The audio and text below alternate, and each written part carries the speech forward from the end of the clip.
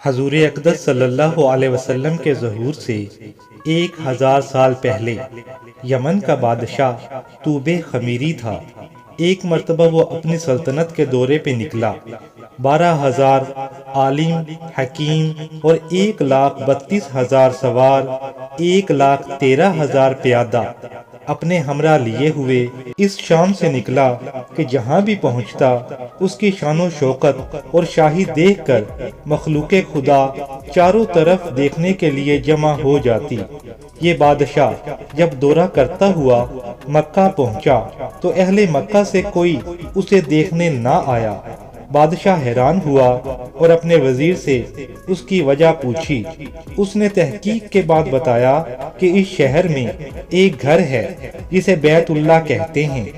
اس کی اور اس کے گھر کے خادموں کی جو یہاں کے باشندے ہیں تمام لوگ بے حد تعظیم کرتے ہیں، اور جتنا آپ کا لشکر ہے اس سے کہیں زیادہ دور و نزدیک سے لوگ اس کی زیارت کے لیے آتے ہیں اور یہاں کے باشندوں کی خدمت کر کے چلے جاتے ہیں۔ پھر آپ کا لشکر ان کے لیے اہم کیوں ہوگا جو وہ اس کو دیکھنے آتے؟ یہ سن کر بادشاہ کو غصہ آیا اور قسم کھا کر کہنے لگا کہ میں اس گھر کو کھدوا دوں گا اور یہاں کے باشندوں کو قتل کر دوں گا۔ یہ کہنا تھا کہ بادشاہ کے ناک اور منہ سے خون بہنے لگا اور ایسا بدبودار مادہ بہنے لگا کہ اس کے پاس کسی کو بیٹھنے کی ہمت نہ رہی۔ اس مرض کا علاج کیا گیا مگر افاقہ نہ ہوا۔ شام کے وقت بادشاہی علماء میں سے ایک شاہی عالم تشریف لائے اور نبض دیکھ کر فرمایا، یہ مرض آسمانی ہے اور اعلیٰ زمین کا ہو رہا ہے۔ اے بادشاہ، آپ نے اگر بری نیت کی ہے تو فوراً توبہ کر لیں۔ بادشاہ نے دل ہی دل میں بیت اللہ اور وہاں کے باشندوں کے متعلق اپنے ارادے سے توبہ کی۔ توبہ کرتے ہی اس کا وہ خون اور مادہ بہنا بند ہو گیا اور ساتھ ہی اللہ نے اس کو ایمان کی دولت عطا کر دی۔ پھر صحت کی خوشی میں اس نے بیت اللہ پر ریشمی غلاف چڑھایا اور شہر کے ہر باشندے کو 7 اشرفی اور 7 ریشمی جوڑے نظر کیے۔ پھر یہاں سے چل کر جب وہ مدینہ منورہ پہنچا تو ہمرائی علماء نے جو قطب سماویہ کے عالم تھے وہاں کی مٹی کو سونگا اور کنکریوں کو دیکھا اور نبی آخر الزماں کی ہجرت گاہ جو کہ نشانیاں انہوں نے پڑھی تھی ان کے مطابق اس سرزمین کو پایا۔ انہوں نے آپس میں عہد کر لیا کہ وہ یہاں ہی مر جائیں گے مگر اس سرزمین کو نہیں چھوڑیں گے۔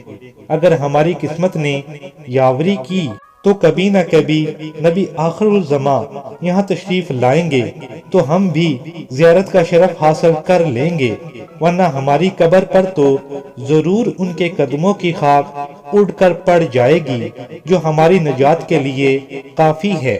یہ سن کر توبہ خمیری نے ان عالموں کے واسطے 400 مکان بنوائے اور اس بڑے عالم ربانی کے مکان کے پاس حضور اقدس صلی اللہ علیہ وسلم کی خاطر ایک 2 منزلہ عمدہ مکان تعمیر کروایا اور وصیت کی کہ جب حضور صلی اللہ علیہ وسلم تشریف لائیں تو یہ مکان آپ کی آرام گاہ ہو، اور ان 400 علماء کی کافی مالی امداد بھی کی اور کہا کہ تم ہمیشہ یہیں رہو، اور پھر اس بڑے عالم کو ایک خط لکھ کر دیا اور کہا کہ یہ میرا خط جب آپ صلی اللہ علیہ وسلم تشریف لائیں تو ان کی خدمت میں پیش کر دینا، اور اگر زندگی بھر تمہیں حضور صلی اللہ علیہ وسلم کی زیارت کا موقع نہ ملے تو اپنی اولاد کو یہ وصیت کر دینا کہ نسلاً با نسلاً میرا یہ خط محفوظ رکھیں حتیٰ کہ حضور صلی اللہ علیہ وسلم کی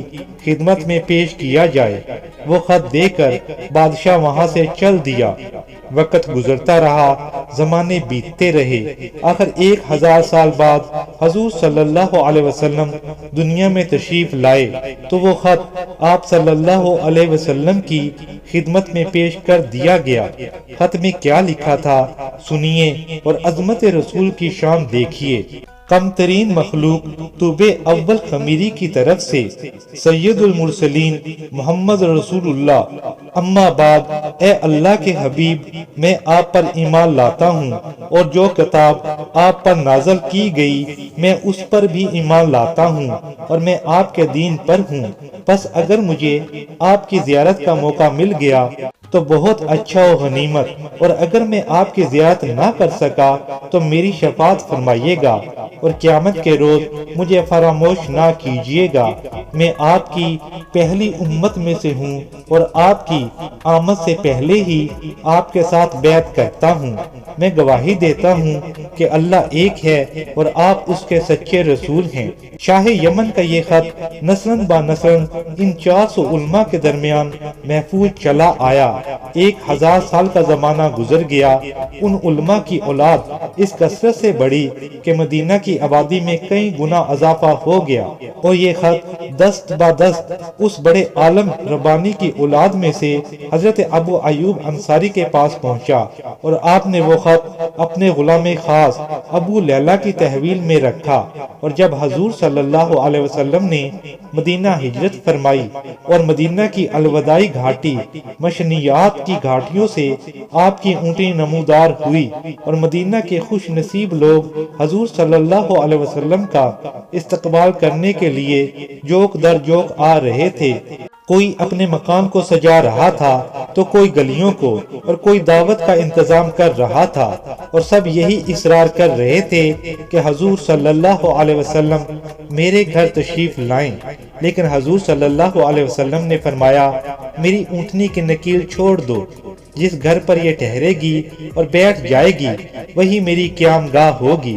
چنانچہ جو وہ 2 منزلہ گھر طبی خمیری نے حضور صلی اللہ علیہ وسلم کی خاطر بنوایا تھا، وہ اس وقت حضرت ابو ایوب انصاری کی تحویل میں تھا۔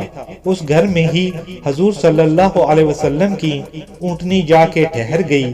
حضور صلی اللہ علیہ وسلم کی خدمت میں لوگوں نے ابو لیلہ کو بھیجا کہ جاؤ اور حضور کو طبی و خمیری کا خط دے آؤ۔ جب ابو لیلہ حاضر ہوا تو حضور صلی اللہ علیہ وسلم نے اسے دیکھتے ہی فرمایا، تو ابو لیلہ ہے؟ ابو لیلہ یہ سن کر حیران ہو گیا۔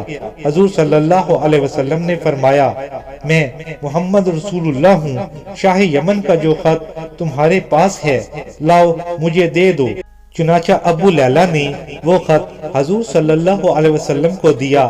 آپ صلی اللہ علیہ وسلم نے وہ خط پڑھا اور فرمایا، صالح بھائی طوبی خمیری کو آفرین و شاباش۔